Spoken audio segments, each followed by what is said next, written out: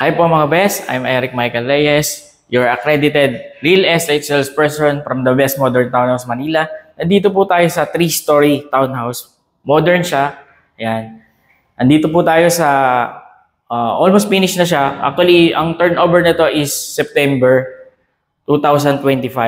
Ayan. 3 units siya. Yung dalawa medyo hindi pa po ayos. Ito po yung pinakaayos na malapit na matapos. Sa baba medyo hindi pa po gaano tapos. Ito po yung pinaka-showroom nila. Tayo po ay located sa Barangay Rojas District, Quezon City. Very near po sa Scout Chuatoco, Mother Ignacia, Timog Avenue, malapit din. Tatawid ka lang ng Quezon Avenue, Fisher Mall na. Kaya napakaganda ng location natin, napaka-prime. Yes. Ang unit po pala nito ay 66 square meters. Ang kagandahan dito ay meron siyang 4 bedrooms. May kanya-kanya ng sariling CR. Yung unang bedroom po ay nasa baba. Yun po yung ating pang-elder. Yan. Ang pangalawang bedroom po ay nandun po. Dito po sa second floor. Ayan. Sa taas naman po ay yung pangatlo at pang-apat na bedroom. So, sa baba po may 2-car garage. Ayan. Tapos may laundry area. May portable sink doon. At yun yung elder. Tapos dito naman, nandito yung ating living area. Yan, ito yung TV rack. Floated siya. Tapos naka floated panel na rin po. Ito po yung ating ceiling. May modern design na po tayo dito. Meron po tayong intercom. Ayan. Dito sa living area at sa mga kwarto at doon sa baba rin po. Meron. Tapos may mga aircon na rin po. Dito po sa living area. Sa bawat bedroom po, except lang po dun sa elder.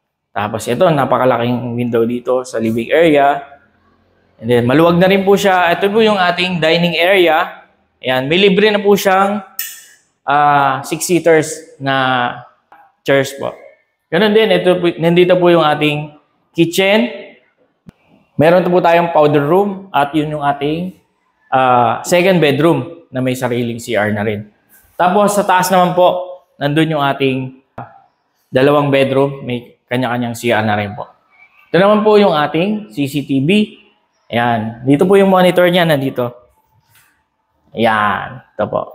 Ayan, mamaya papakita ko po yung natapos na po nila dito. Almost finished na rin po.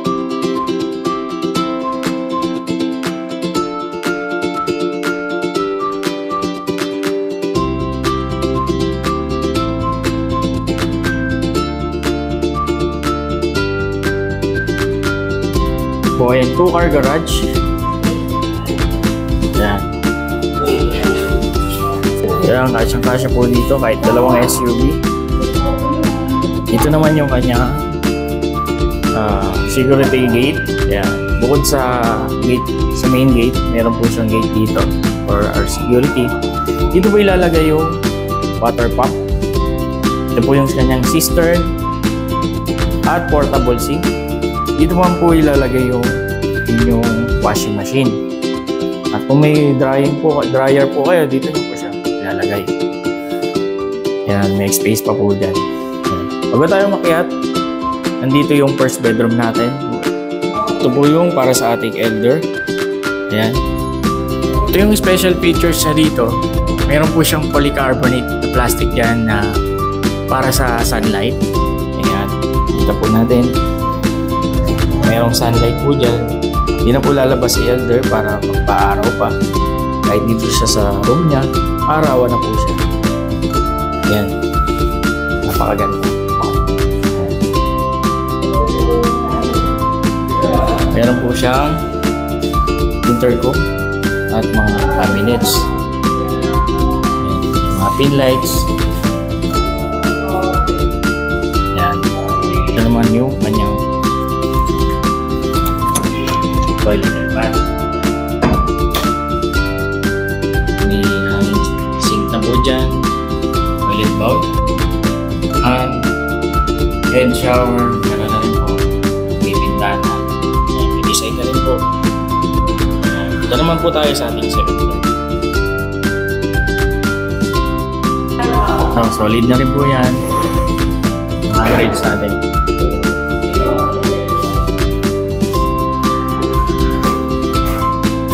Yan. Solid wood na rin.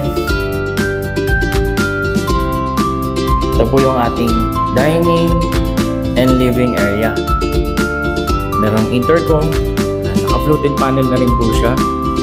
Ito po yung ating living area. May sarili na pong aircon, aking window, TV rack. Dito po yung kanyang CCTV. Ito po yung monitor. At nandito po yung ating dining area. May libre na po siyang dining table saka chairs po na 6.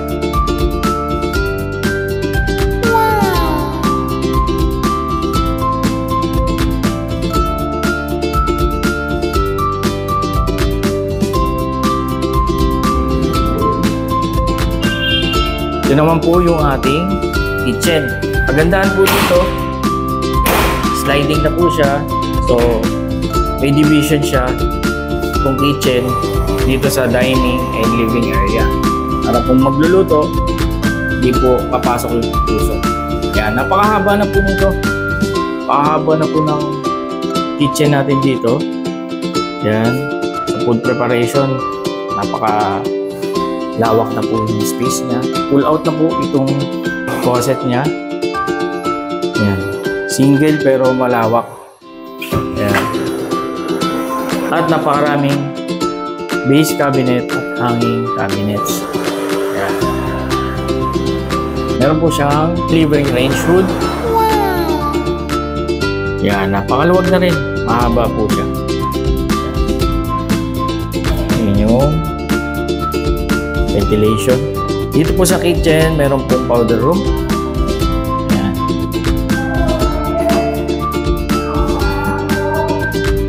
May cabinet po pala dito. Dito yung ating mga breaker. And then yung ating panel board.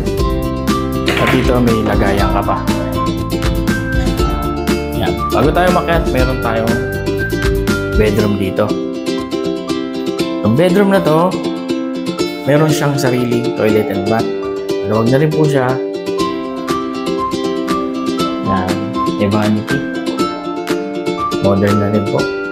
Head shower, hand shower, bidet, toilet bowl, sink, closet sink. At yung kanyang bed. Yan. May sarili na rin po siyang mga cabinets. Yan. Drawer,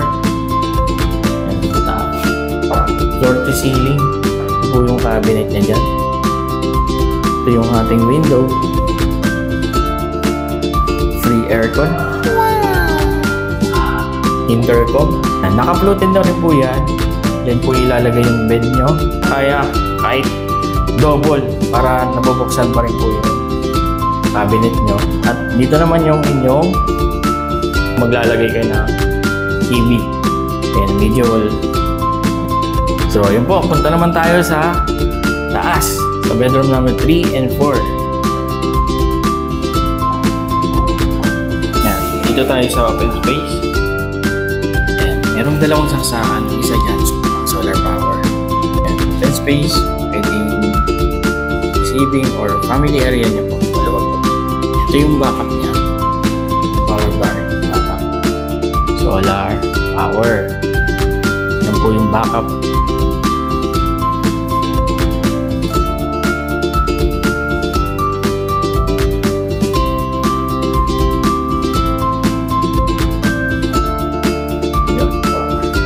Unahin po muna natin.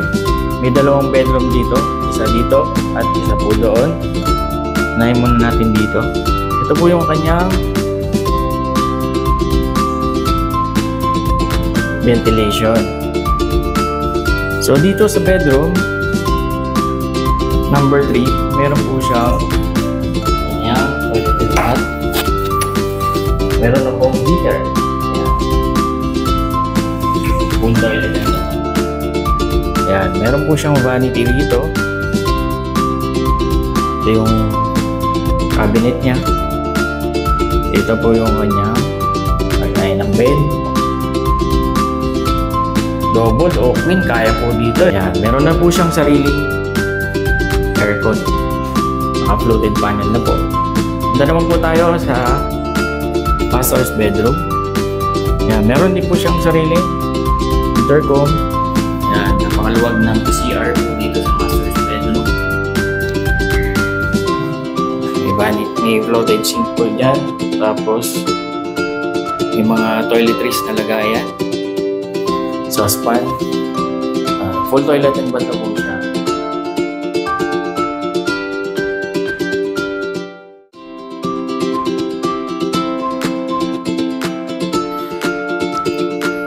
Tapos ito yung mga kayang cabinets niya. Ito po kahit king size kaya nga siya. May balcony. Tingnan natin yung balcony. May mga cabinets. Kanyang aircon. Yan, spacious na rin siya. At maglagay ka po ng chairs po yan. At table. Yung kanyang sala. So yun po mga best. Kung nagustuhan mo yung unit na to, message me po. Muli po, I'm Eric Michael Reyes, your accredited real estate salesperson from the Best Modern Townhouse, Manila. Maraming salamat po. See you next vlog. God bless.